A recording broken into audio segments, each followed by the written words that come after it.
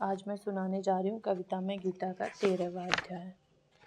13वां अध्याय है शरीर व आत्मा विभाग योग।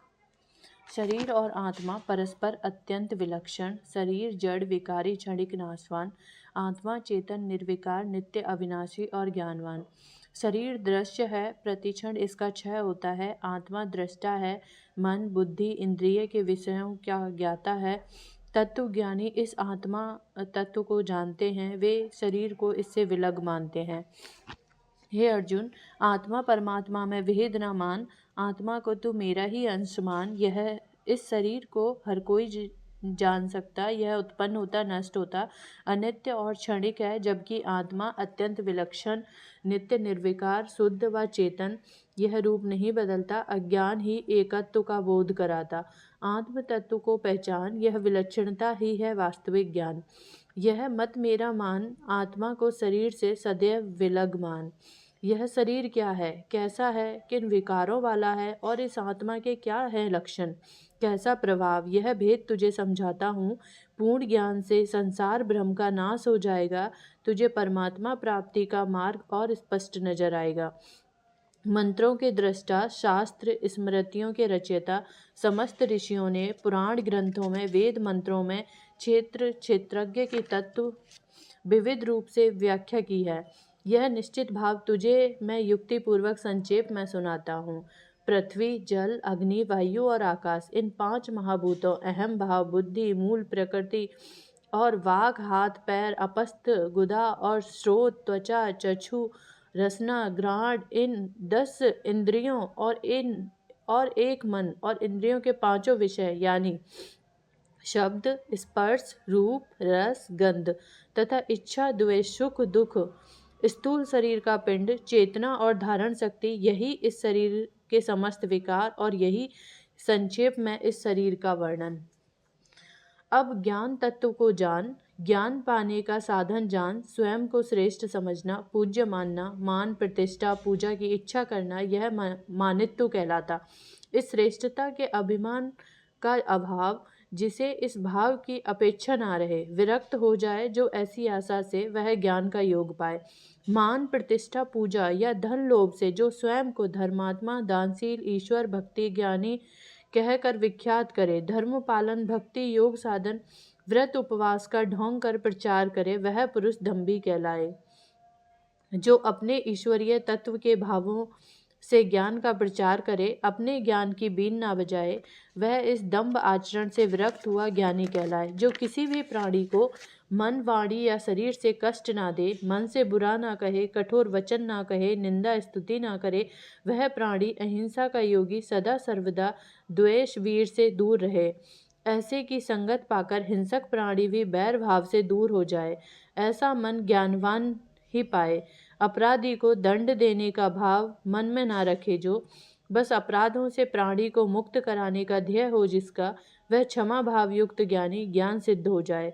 साधक जो सरल चित व्यवहार करे, दाव पेच कपट कुटिलता का स्वयं में अभाव कर पाए, सहज सरल शांत चित प्राणी मन वाणी से निर्मल हो जाए, विद्या उपदेश ग्रहण कर श्रद्धा से भक्ति से गुरु का आदर करे, वह गुरु भक्त सहज ज्ञान का साधन पा जाए। सत्यता पूर्वक शुद्ध व्यवहार से द्रव्य की शुद्धि होती है, ऐसे द्रव्य से ही बने अन्न से आहार की शुद्धि होती है। यथा योग्य शुद्ध व्यवहार से आचरण की शुद्धि होती है, जल व मिट्टी से शरीर की शुद्धि होती है, यह सब बाहर की शुद्धि है।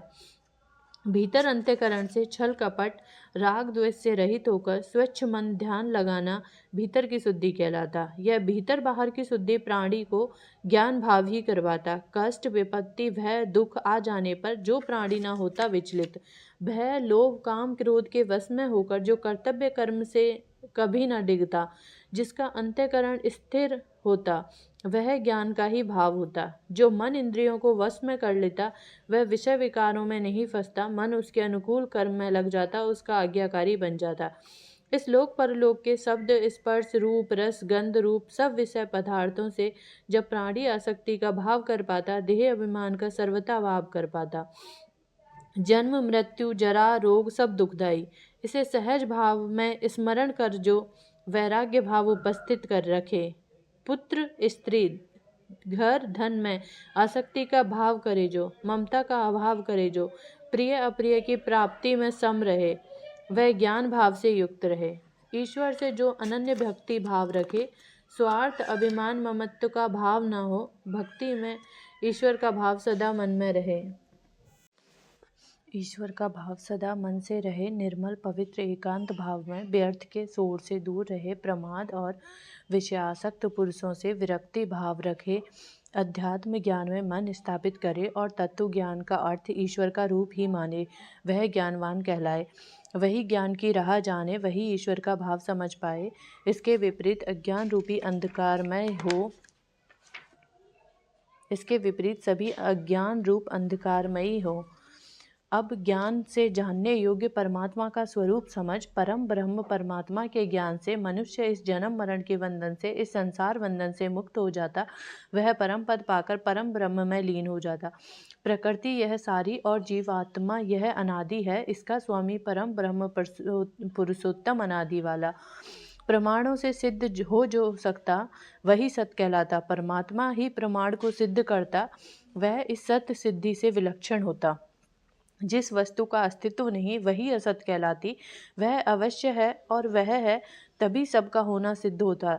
ऐसे में परमात्मा इस सत असत के निरूपण से तटस्थ रहता, वह सत होकर भी सत से तटस्थ रहता। परम ब्रह्म परमात्मा समग्र भाव युक्त होकर भी अति सूक्ष्म भाव में रहता। समग्र सृष्टि में हाथ पैर फैलाए, सब ओर नेत्र सिर मुख धारण किए, संपूर्ण ब्रह्मांड है उसका ध्वनि क्षेत्र। यह ज्ञेय स्वरूप परमात्मा समस्त जगत का कारण, सब कुछ व्याप्त है इसमें, स्थित है जड़ में चेतन में, तभी सब व्याप्त है उसमें, तभी सब परिपूर्ण है। वह समग्र भाव युक्त, सब इंद्रियों के विषयों को जानकर भी मन विषयों से विरक्त रहता, वह आसक्ति रहित होकर सबका भरण पोषण करता, बिना ही कारण हित करता। प्रकृति से संबंध है, तभी समस्त गुणों का भोक्ता दिखता, पर वह लिप्त नहीं होता। वह अलौकिक निर्गुण भाव लिए रहता, समस्त जगत में समस्त प्राणियों में बाहर भीतर वह ज्ञेय स्वरूप परमात्मा है व्याप्त।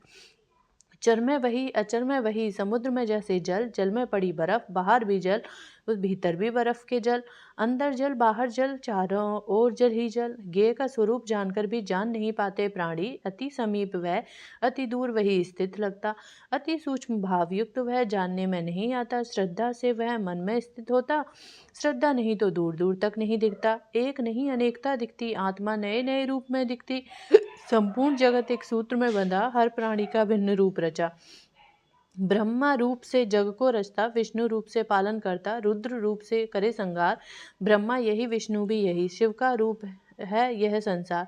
देखो देखो रूप अनेक, ईश्वर के नित नए स्वरूप, ब्रह्म एक है फिर भी मेरा, वही सर्वत्र वही अनेकों का एक। उसे सूर्य प्रकाशित ना करता, ना चंद्र रोशनी देता है, तारों की भी ज्योति नहीं, विद्युत भी प्रकाश ना दे, अग्नि की फिर बात है क्या।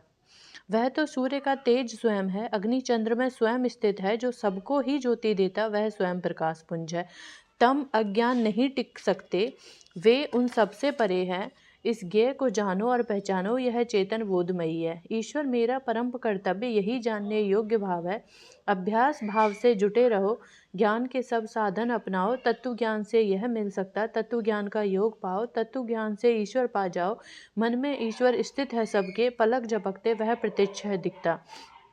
ईश्वर यूँ तो कण कण में दिखता, प्रेम से देखो प्रत्यक्ष खड़ा है, कभी बांसुरी बजाता कभी प्रेम रस देता, मन में सबके वही मुस्काता, मन में सबके रस बरसाता, प्रेम से मन में वही खड़ा है।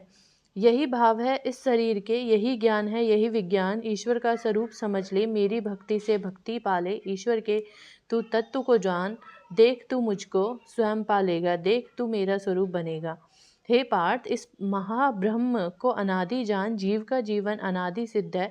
राग द्वेष मोह माया दंभ सत रज तम त्रिगुणात्मक भाव सभी प्रकट हैं प्रकृति से। अग्नि आकाश वायु जल पृथ्वी शब्द रूप स्पर्श रस गंध, ये सब तत्व प्रकृति जनित है। दसों इंद्रियां बुद्धि अहम और चंचल मन, सभी भाव प्रकृति से उत्पन्न। मानव यह तो निमित्त बना है सुख दुख के भाव को दर्शाए। प्रकृति में वह स्थित होता, प्रकृति जनित भावों को भोगे।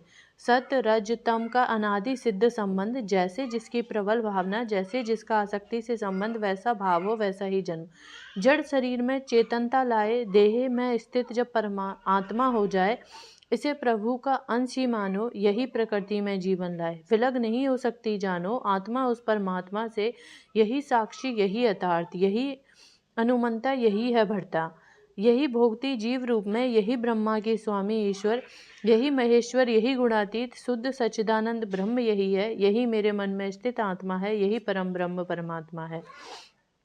जो इस भाव को तत्व से जाने, वह ईश्वर का रूप पहचाने, गुण भाव से प्रकृति समझे, स्वयं को स्वयं पहचाने, कर्तव्य कर्म में जुटा रहे, पुनः जन्म धर लौट न आए, उसका उद्धार यही आत्मज्ञान करवाए। यह आत्मा विलक्षण परमात्मा विलक्षण है, शुद्ध बुद्धि और सूक्ष्म ध्यान से, शुद्ध हृदय दिखे योगी को ध्यान से। यह ज्ञान भाव से मिलता ज्ञानी को, कर्म भाव से कर्मयोगी को, शुद्ध भाव से मिले सभी को।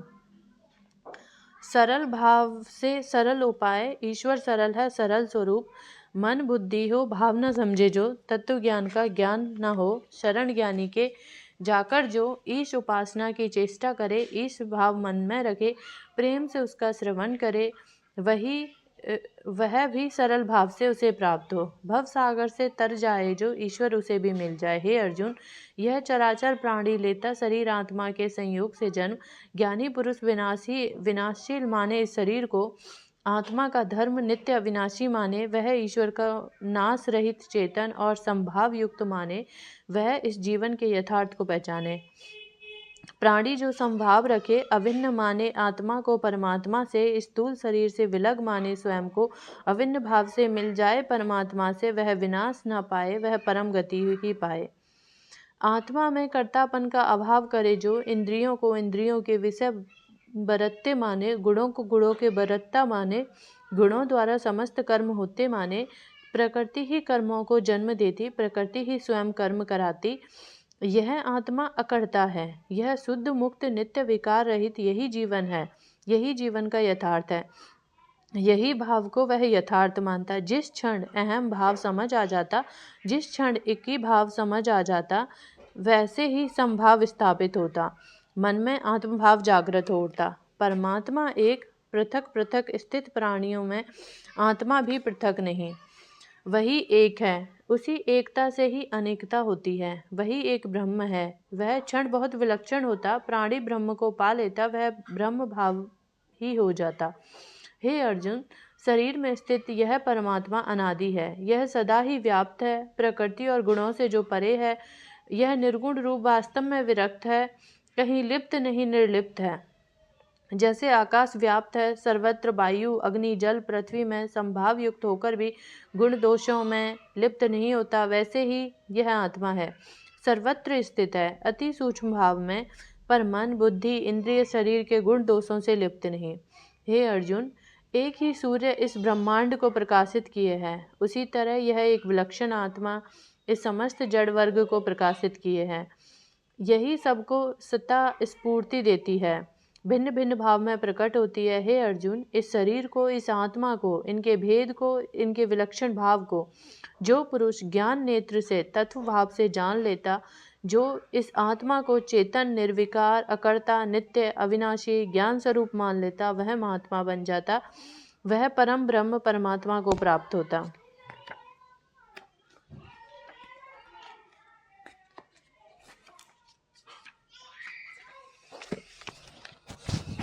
ये हमारा 13वां अध्याय कंप्लीट हुआ। नेक्स्ट वीडियो में हम शुरू करेंगे 14वां अध्याय। 14वां अध्याय है गुण त्रय विभाग योग।